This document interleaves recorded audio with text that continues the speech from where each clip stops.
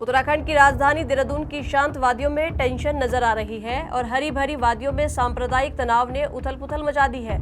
खबर यह है कि देहरादून के बैरागीवाला इलाके में मामूली विवाद में एक व्यक्ति की हत्या तक कर दी गई।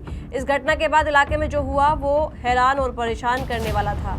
हिंसक झड़प और आगजनी की वारदातों ने पूरे इलाके में तनाव का माहौल पैदा कर दिया है। बढ़ते तनाव को देखते हुए पुलिस ने बैरागीवाला इलाके में इंटरनेट सेवाओं को बंद करने के आदेश जारी किए हैं। इस बवाल के बाद अब सरकार एक्शन मोड में है। सरकार ने इस मामले के आरोपियों पर बुलडोजर एक्शन भी किया है। आरोपियों के घर को नस्तेनाबूद कर सरकार ने असामाजिक तत्वों को कड़ी चेतावनी भी दे दी है। मैं हूँ आपके साथ अरुणा त्यागी। जब कोई विवाद इतना बढ़ जाए कि वो हिंसा और आगजनी का रूप ले ले तो इलाके में तनाव बढ़ना तो लाजमी है।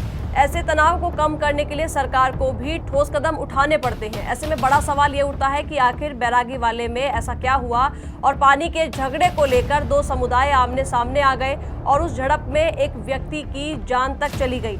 आइए हम आपको पूरी कहानी विस्तार से बताते हैं कि बैरागीवाले में खेतों में सिंचाई करने को लेकर दो गुटों में कई दिनों से विवाद चल रहा था। 13 जून की शाम को ये विवाद इतना बढ़ गया कि समुदायों में झड़प हो गई। एक पक्ष ने गुट बनाकर हमला कर दिया और सामने वाले गुट ने 3 लोगों को बेरहमी से पीटा और तेज धार हथियार से हमला कर दिया। इसमें 3 लोग घायल हो गए जिनको अस्पताल में भर्ती कराया गया, जहां पर विनोद कश्यप की इलाज के दौरान मौत हो गई। उसकी मौत के बाद ये झगड़ा और भी बढ़ गया। इसने सांप्रदायिक रूप ले लिया। विनोद परिजनों के साथ स्थानीय लोग और विधायक आरोपियों पर कड़ी और बड़ी कार्रवाई की मांग करते रहे, लेकिन कोई एक्शन न होने पर 14 जून की सुबह लोगों का गुस्सा फूट पड़ा। उन्होंने सड़क पर चक्का जाम कर दिया। फिर माहौल गर्म होता गया और गुस्साए लोगों ने आरोपी के घर को आग के हवाले तक कर दिया। के अलावा आरोपी से जुड़े लोगों के घरों को भी आग लगाने की कोशिश हुई। धीरे धीरे आरोपियों से जुड़े लोग भी जमा होते गए और उन्होंने प्रदर्शनकारियों और न्याय की मांग कर रहे लोगों पर पथराव शुरू कर दिया, जिसमें कई लोग गंभीर रूप से घायल हो गए। एक तरफ आगजनी और दूसरी तरफ से पथराव के चलते पूरे इलाके में हिंसक झड़पें होने का खतरा बढ़ता जा रहा था। लोगों को शांत कराने के लिए स्थानीय पुलिस ने मोर्चा संभाला और लाठीचार्ज कर हालात संभालने की कोशिश की, लेकिन दोपहर तक मामला शांत नहीं हो सका।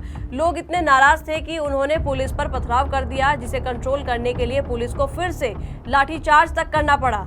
14 जून को पूरा दिन विनोद की मौत पर बैरागीवाले में बवाल होता रहा। शाम हुई तो हिंदूवादी संगठनों ने मोर्चा संभाला और विनोद को न्याय दिलाने के लिए चक्राता रोड को भी जाम कर दिया। रोड जाम के दौरान कोई हिंसा या पथराव ना हो, उसके लिए भारी पुलिस को भी तैनात करना पड़ा। मृतक विनोद के परिवार वालों ने इस हत्या के आरोप में 12 लोगों के खिलाफ नामजद FIR कराई, जिस पर एक्शन लेते हुए पुलिस ने 4 आरोपियों को गिरफ्तार कर लिया है और बाकी आरोपियों की तलाश जारी है। जब तक प्रशासन आरोपियों के घर पर बुलडोजर एक्शन कराया, हत्या के मुख्य आरोपियों के घर बुलडोजर से तोड़ा गया। अफवाहों को रोकने के लिए इलाके में एहतियात के तौर पर इंटरनेट सेवाओं को बंद कर दिया गया। मामले की गंभीरता को देखते हुए इलाके में शांति बनाए रखने के लिए जवानों की तैनाती की गई। जिन 4 आरोपियों की गिरफ्तारी हुई उसमें रज्जाक पुत्र मासूम, सलमान पुत्र यूनुस, जावेद पुत्र मासूम, शहबाज पुत्र शरीफ शामिल हैं और सभी बैरागीवाला के निवासी हैं। पुलिस लगातार मृतक के परिजनों के संपर्क में है और सोशल मीडिया से लेकर इलाके में पुलिस पूरी तरह से नजर बनाए हुए है। बैरागीवाला इलाके में बवाल पर पुलिस प्रशासन तो नजर बनाए हुए है। दूसरी ओर उत्तराखंड के मुख्यमंत्री पुष्कर सिंह धामी ने भी इस मामले पर संज्ञान लिया है। सीएम धामी की ओर से सख्त संदेश देते हुए ये कहा गया कि देवभूमि की शांति और सामाजिक सौहार्द को बिगाड़ने वालों को बख्शा नहीं जाएगा। बैरागीवाले में हुई घटना की जितनी निंदा की जाए उतनी कम है। जो लोग प्रदेश की कानून व्यवस्था को चुनौती देने का प्रयास करेंगे उन्हें ऐसा दंड मिलेगा जिसके बाद भविष्य में ऐसी हरकत करने से पहले 1000 बार सोचना पड़ेगा। बैरागीवाले के बवाल को लेकर सरकार का सख्त संदेश और प्रशासन की नजर ने फिलहाल इलाके में शांति कायम रखी है। इस घटना के बाद पुलिस की ओर से लोगों से शांति बनाए रखने की भी अपील की गई है। देवभूमि में हुई हिंसा अपने आप में दुखदाई है। एक छोटा सा पानी का विवाद इतना बड़ा झगड़ा बन जाए तब कई सवाल खड़े होते हैं। सवाल वो जो समाज हित के लिए जरूरी है। आखिरकार पानी का विवाद हिंसा में क्यों बदला? क्या ये सोची समझी साजिश थी? क्या इस तरह की घटना देवभूमि को बदनाम करने के लिए की जा रही है? ऐसी हिंसा को रोकने के लिए सरकार और क्या क्या प्रभावी कदम उठाने चाहिए?